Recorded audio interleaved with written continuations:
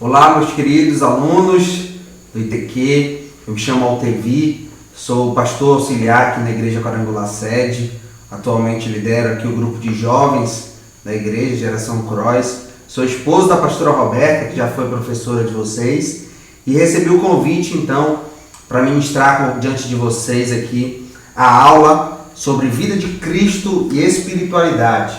Eu acredito que você já tenha o livro, se você ainda não tem, passe lá na secretaria para você adquirir, tá bom? O seu livro. E nós vamos estar estudando sobre a vida de Cristo e a espiritualidade de Cristo, né? A espiritualidade nossa como cristãos.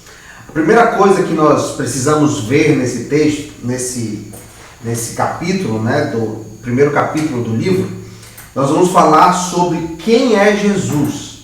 Quem é esse cara tão falado, tão conhecido, tão pregado, mas de fato, quem é Jesus? Quem é esse ser que atrai tantos olhares, que atrai tantas pregações, que atrai tantas pessoas até as igrejas? Quem é esse cara? O que ele tem de diferente? O que ele tem de especial? Então, a primeira coisa que nós precisamos aprender sobre Jesus é que ele é uma das figuras, ou a segunda figura de um Deus triuno. Deus Pai, Deus Filho e Deus Espírito Santo. Então Jesus é essa segunda figura aqui da Trindade, o Deus Filho. Jesus é aquele cara que era o Messias esperado por toda a humanidade. Em toda a Bíblia nós vamos ver, desde o Velho Testamento até o Novo Testamento, onde todas as coisas elas apontam para Jesus, elas mostram que viria um Salvador, que viria um Messias, que viria alguém que livraria o homem do pecado, que livraria o homem do mal pelo qual ele estava sujeitado, né, sujeito, e por esse cara, por Jesus, os pecados do homem eles foram totalmente perdoados. Lá em Gênesis capítulo 3, nós vemos quando Adão e Eva pecam, Jesus já estava ali simbolizado, porque quando eles pecam, né, Deus chega no jardim para procurar Adão e Eva, para saber aonde eles estavam. Eles estavam então escondidos atrás de um arbusto, de uma árvore. Deus então pergunta para ele: mas aonde vocês estão? Por quem disse para vocês que vocês estavam nus? E eles saem dali de trás daquela figueira, de trás daquela árvore, tampados com uma folha de figueira. A Bíblia diz que eles saem se cobrindo a sua vergonha com uma folha de figueira. Mas se você prestar atenção nesse texto, você vai ver que uma folha de figueira, pela sua experiência hoje, uma folha de qualquer árvore, que você usar para cobrir a sua própria nudez, para cobrir a sua própria vergonha, essa folha, com o passar dos dias, ela vai murchar, ela vai se desfazer, e a sua vergonha, a sua nudez, ela torna a ser mostrada, ela volta a ser mostrada ao mundo.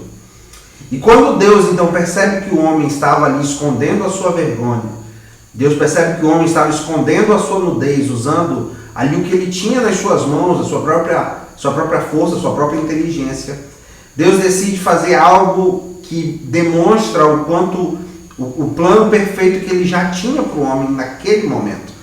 Porque Deus então decide matar um animal, matar um cordeiro, pega a pele desse cordeiro e cobre o homem para cobrir a sua nudez, para cobrir a sua vergonha.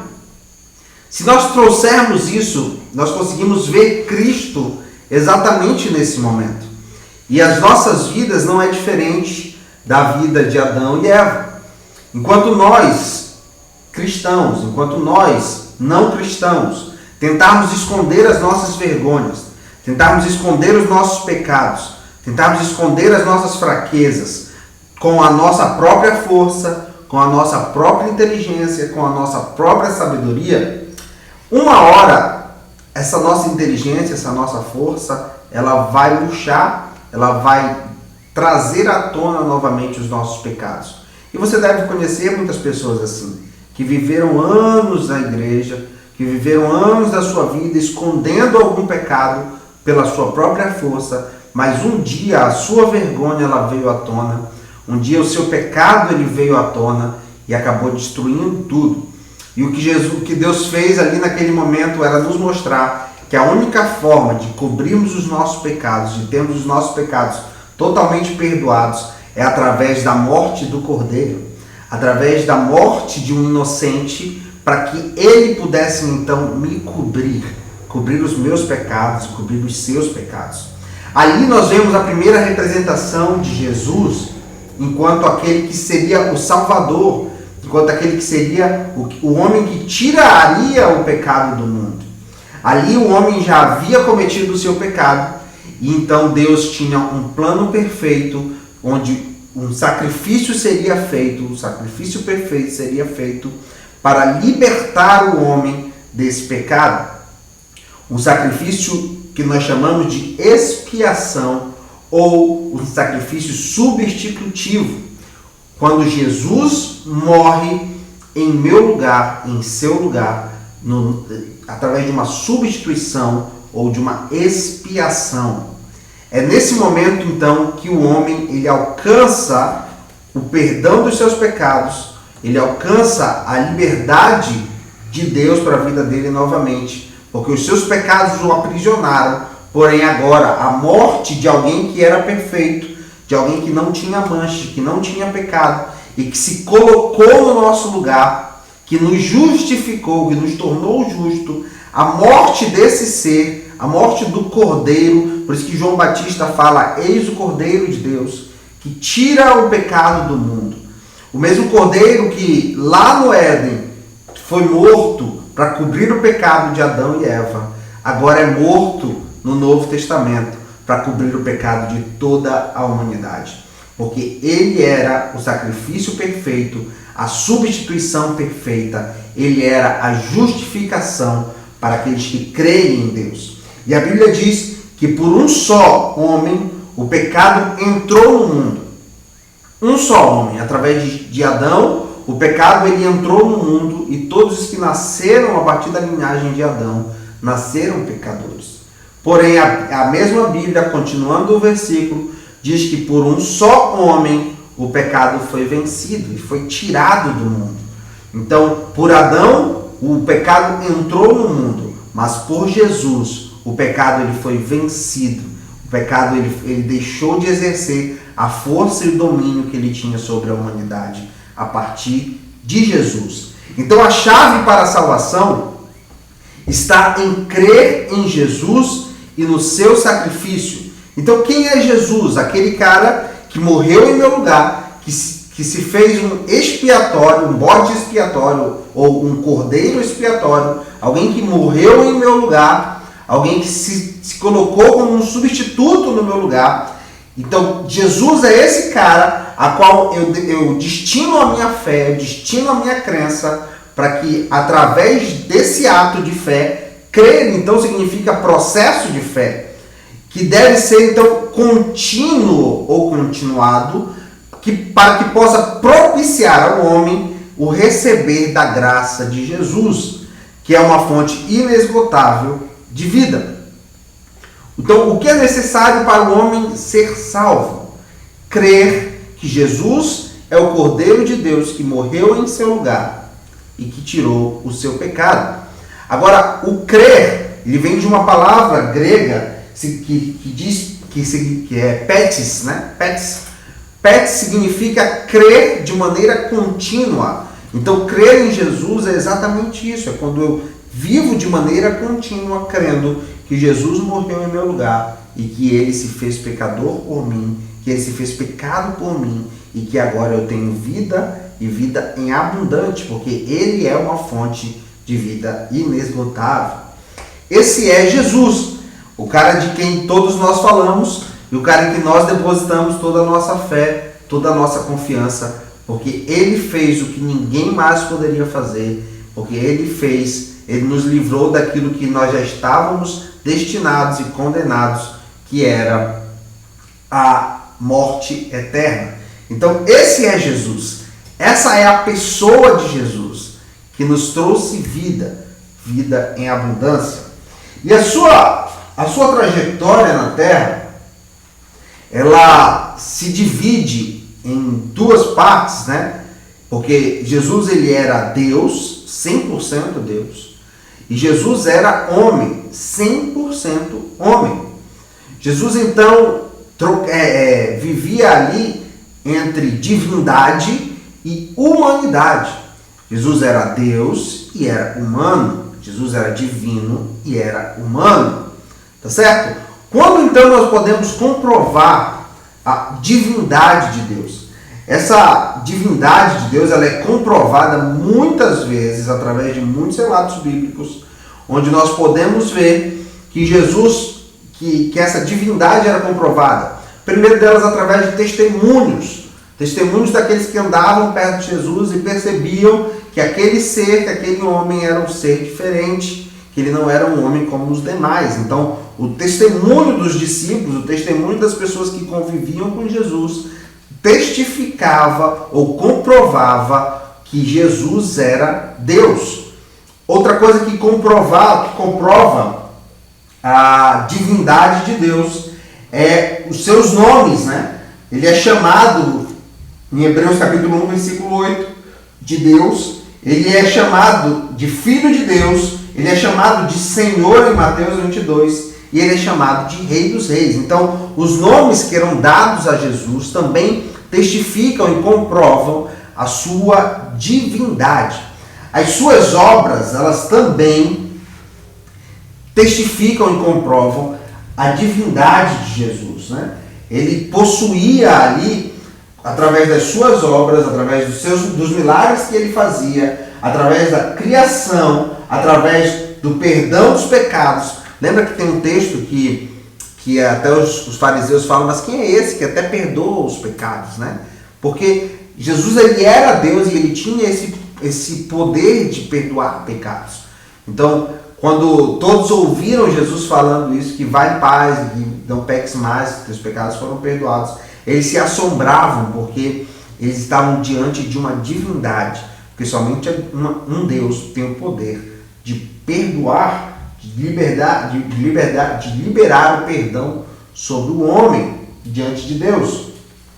Outra forma de nós percebermos também a divindade de Deus é através dos atributos de Deus na vida de Jesus. Por exemplo, a onipotência. Jesus tinha todo o poder. Jesus, ele possuía o poder diante dos homens. Jesus tinha ali a verdade ao seu lado. Jesus caminhava em onisciência, né? Não em onipotência, mas em onisciência. Jesus caminhava ali em onisciência. Jesus conhecia as coisas acerca do céu e acerca da terra e acerca do inferno. Então Jesus, ele conhecia todas as coisas e por causa disso nós podemos perceber também que havia divindade em Jesus. Através da sua adoração, nós também podemos perceber que Jesus adorava o Pai, né, diante dos anjos, dos homens e diante do próprio Deus, e através da sua igualdade na Trindade, porque Jesus era igual a Deus, igual ao Espírito Santo. Então, por ser igual, ele falava de forma diferente, ele agia de forma diferente. E através dessas características, nós podemos perceber que havia divindade em Deus. Através do seu testemunho, dos seus nomes, dos seus atributos, das suas obras, da sua adoração e da sua igualdade na Trindade. Então, como eu falei, Jesus ali se divide entre Deus e humano, né? Deus e homem. Jesus ali, ele é 100% Deus, 100% homem. Nós vimos a parte que nós tratamos sobre a divindade de Deus. E agora nós vamos falar sobre a humanidade de Deus. Por que então que nós dizemos que Jesus era humano, 100% humano? O primeiro motivo pelo qual nós dizemos isso é porque ele teve um nascimento virginal, ou seja, ele nasceu de uma virgem, de uma mulher humana, em um corpo humano, ele tinha um corpo físico de homem. Então, Jesus era comprovadamente humano por causa do seu corpo e através do seu nascimento virginal. através dos sentimentos que Jesus demonstrou em diversas passagens. Nós vamos ver diversas passagens na Bíblia em que Jesus se entristeceu, em que Jesus chorou, em que Jesus sentiu medo. E ali nós percebemos que são sentimentos que só o homem possui, né? Que só o homem tem a capacidade de desenvolver, porque Deus, ele não possui esses sentimentos. Outra coisa que nós percebemos em Jesus é a sua limitação pela sua sujeição à sua humanidade. Ou seja, Jesus tinha limitações que o seu corpo impunha a ele. Por exemplo, Jesus sentia fome, Jesus sentia sede, Jesus foi tentado no deserto pelo diabo, Jesus dormiu, Jesus se cansou. Isso são demonstrações de que Jesus era homem assim como eu e você.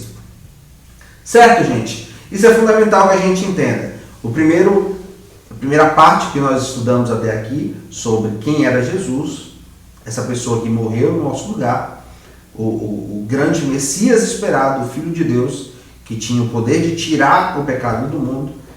E a segunda parte, a subdivisão entre Cristo, dentro de Cristo, porque ele era 100% Deus e 100% homem. Agora nós vamos estudar um pouco sobre a sua vida, né? A sua pregação. Jesus sempre pregou no sentido de instruir e exortar os seus. Então todas as pregações de Jesus, elas são voltadas para instruir o povo, para mostrar ao povo o caminho pelo qual ele deveria seguir. E também sobre exortação, ou seja, sobre correção de práticas, correção de atitudes, correção de pensamentos. Jesus estava sempre exortando os seus, porque essa era a pregação de Jesus. Ele pregava para transformar a vida através do conhecimento de Deus. Diferente dos outros, do Velho Testamento, né, do tempo do Velho Testamento, onde a pregação ela era voltada ali para os ritos e para as necessidades que se tinha de doutrina, de lei. Jesus agora ele prega uma transformação de vida, não na parte exterior do homem, não através somente dos seus atos e das suas obras, mas Jesus agora ele prega uma transformação de vida através do conhecimento de Deus. Quando você conhecer a Deus, tanto que ele diz, conhecereis a verdade e a verdade vos libertará. Então vocês conhecerão a Deus e vocês serão libertos porque vocês conheceram a Ele. E a transformação que eu e você devemos pregar daqui para frente não é uma transformação baseada em regras, em leis, mas uma pregação baseada numa transformação a partir do conhecimento de quem é Deus e de quem é Jesus. Ele então pregava sobre essa crença nele próprio, de que ele era o Messias esperado e de que tinha o poder de perdoar o pecador. E sempre demonstrando a necessidade de haver um relacionamento entre Deus e o homem. Jesus tinha então como sua pregação essas características de instruir e exortar os seus através do conhecimento de Deus, buscava a transformação de vidas e pregava muito forte a necessidade do homem em se relacionar com Deus, em ter uma vida de oração, uma vida íntima com Deus, uma vida de amizade com Deus. Tanto é que lá no livro de João, no Evangelho de João, um dos textos bastante conhecidos, ele diz que já não nos chama mais servos, e sim de amigos, João 15:15. Porque Jesus veio estabelecer isso em nós. Esse é o reino de Deus.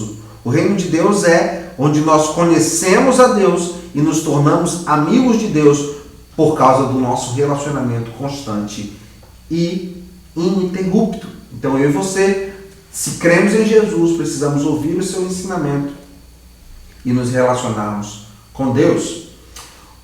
O ensino de Jesus era diferente, né? Porque na época de Jesus, nós sabemos que a igreja era muito forte, ela tinha uma certa força na sociedade, apesar de Jerusalém ali estar dominada, né, pelo governo romano, pelo Império Romano, mas a igreja ela ainda possuía muita força. E nós vimos ali algumas pessoas chamadas de fariseus e saduceus, que eram responsáveis pelos ensinamentos, que eram os responsáveis por pregar, né, as leis e os ensinamentos de Moisés. E quando Jesus ele chega diante dos homens, quando ele começa ali o seu ministério, ele começa a ensinar de uma forma muito diferente do que ensinavam os fariseus e os saduceus, porque agora Jesus ensinava de uma maneira muito simples, com situações do nosso dia a dia, do dia a dia deles, né? Então, hoje nós chamamos essas situações de parábolas.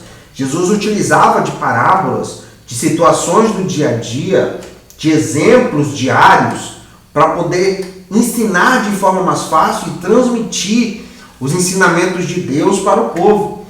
Então, a forma de ensino de Jesus era diferente. Ela não era baseada no medo e na opressão e na rigidez das leis. Mas o ensinamento de Jesus era baseado no dia a dia, no que eu devo fazer no meu dia a dia.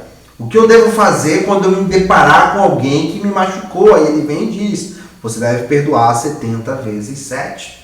Então, você vai ver que muitas vezes Jesus utiliza de parábolas no Novo Testamento. O que ele estava fazendo ali? Ele estava transformando a palavra de Deus, os ensinamentos de Deus, daquilo que era muito difícil de ser compreendido e muito difícil de ser vivido por todos. Agora, Jesus estava pegando aqueles ensinamentos que eram complexos e trazendo ali ao entendimento do povo, no dia a dia do povo, trazendo para que eles pudessem então se alimentar daquilo e através desse conhecimento terem as suas vidas transformadas, né? Então nós vamos ver várias parábolas. Olha, a parábola do filho pródigo, por exemplo, né? Quando Jesus demonstra ali a necessidade de voltarmos à casa do Pai e que não importa o que nós fizemos, porque se você parar para pensar nessa parábola, o que Jesus está falando ali é que o porco, para o judeu, né? O porco, ele era um animal impuro. Então, o fato de você viver com um porco, de você se alimentar com um porco, era algo completamente absurdo, completamente inaceitável para o judeu. E o que Jesus estava ensinando através da parábola era que mesmo que você more com os porcos, mesmo que você se alimente com os porcos, mesmo que você esteja no chiqueiro, não importa, quando você decidir voltar, o seu Pai vai estar de braços abertos. Então, percebe que Jesus estava trazendo um ensinamento acerca daquilo que eles já conheciam, que era o chiqueiro. Jesus sabia que aquilo ali para eles era abominável. Para os fariseus aquilo era abominável. O ensinamento da lei dizia que o porco era um animal impuro e que você não devia se tocar nele, que você não devia se aproximar dele. Então Jesus estava mostrando que ainda que você se mergulhasse no pecado a ponto de morar com os porcos, de se alimentar com os porcos, ainda assim, na hora que você decidir voltar, o Pai estará de braços abertos para lhe receber. E mais, esse Pai fará uma grande festa para você, porque Ele tem prazer num pecador que se arrepende. Percebe que Jesus estava falando as mesmas coisas, porém com um ensinamento muito mais fácil, um ensinamento muito mais compreensível. E por isso os fariseus tinham tanta raiva de Jesus, porque Jesus ensinava e pregava de uma maneira muito mais simples e atraía multidões que eles não conseguiam atrair, porque a pregação deles era tão robusta, tão complexa, tão difícil, tão cheia de leis, tão cheia de mandamentos, que o povo não conseguia entender, o povo não conseguia viver aquilo. E logo chega Jesus pregando de uma forma mais fácil, mais simples, usando parábolas do dia a dia, e aí então o povo vai ouvir Jesus e o povo enche, né, as ruas e até as sinagogas para ouvir Jesus. E isso causa nos fariseus um certo ciúme, uma certa inveja. Da medida então que, dessa forma, à medida que os ensinamentos de Jesus eram transmitidos aos discípulos, aos seus, dava início então a uma mudança gradual, constante e ininterrupta no que diz respeito a valores espirituais, morais, éticos e familiares. Então, a pregação mais simples, A forma mais simples de pregar a vontade de Deus, de revelar ou de transmitir a vontade de Deus, fazia com que os ensinamentos chegassem de forma mais fácil e iniciassem ali uma mudança gradual, constante e ininterrupta. Então o Evangelho, quando pregado de uma forma simples, quando pregado de uma forma verdadeira, ele produz no ser humano essa mudança constante, gradual e ininterrupta. Ninguém muda de uma hora para outra. Ninguém muda os seus hábitos, os seus valores espirituais, a sua moral, a sua ética e os seus valores familiares. Ninguém muda isso de uma hora para outra. Isso é mudado através do ensinamento.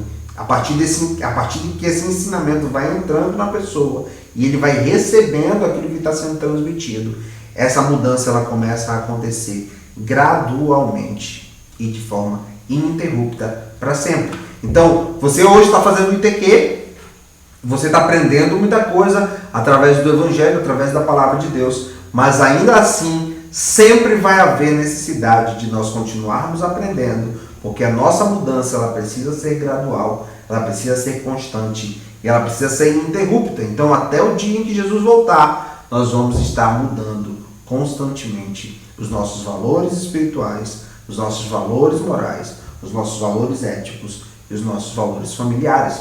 Nós vamos cada vez mais nos aperfeiçoando em cima do que Jesus nos ensinou, em cima do que a palavra nos ensina.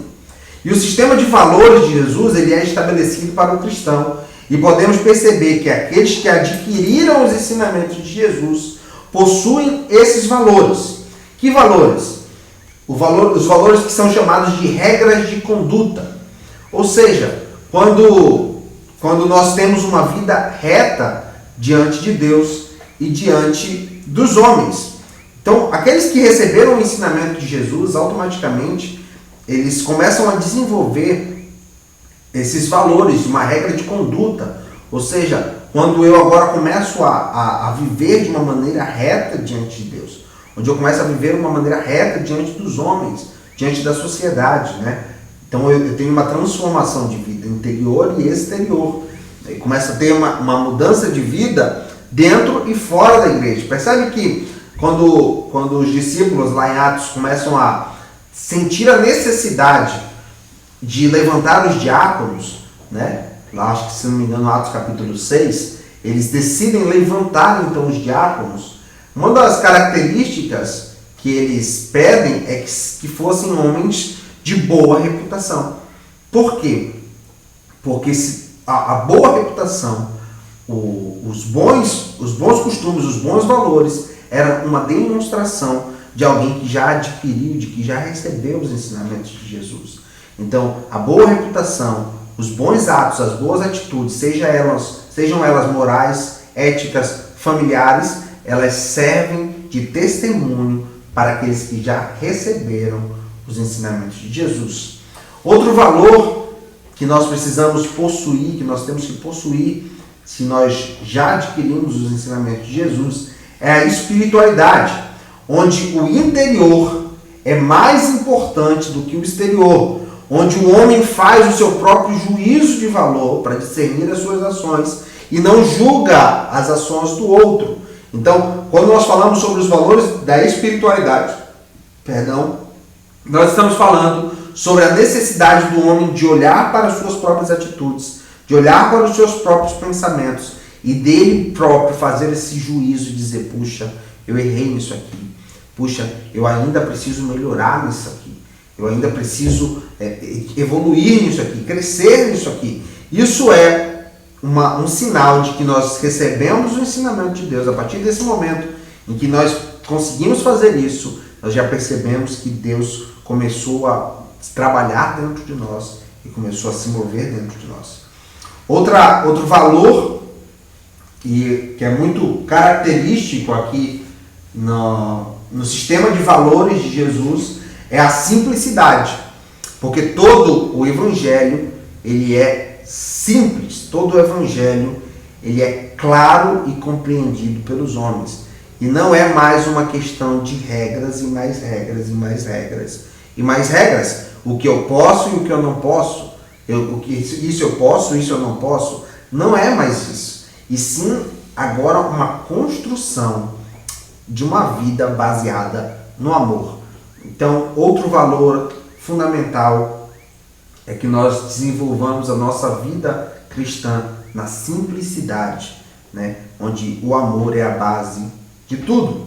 Outra coisa que nós vemos é a prática, onde todos os princípios e ensinamentos de Jesus são para serem praticados e não somente ouvidos. A prática da palavra de Deus é necessária para aqueles que já compreenderam e já receberam os ensinamentos de Jesus. Então, meu irmão, eu quero terminar essa primeira aula falando para você que nós hoje aprendemos sobre quem é Jesus e nós aprendemos um pouco da sua divindade, da sua humanidade e aprendemos um pouco sobre os seus valores, né? Nós falamos sobre a sua pregação, sobre o seu ensino e sobre os valores que ele nos transmite e que nós precisamos, como cristãos, desenvolver no nosso dia a dia. Tá bom? Que Deus abençoe você poderosamente. Esse é o primeiro capítulo da nossa aula do livro de Vida de Cristo e Espiritualidade. Nós temos então um exercício aqui no final desse capítulo, né?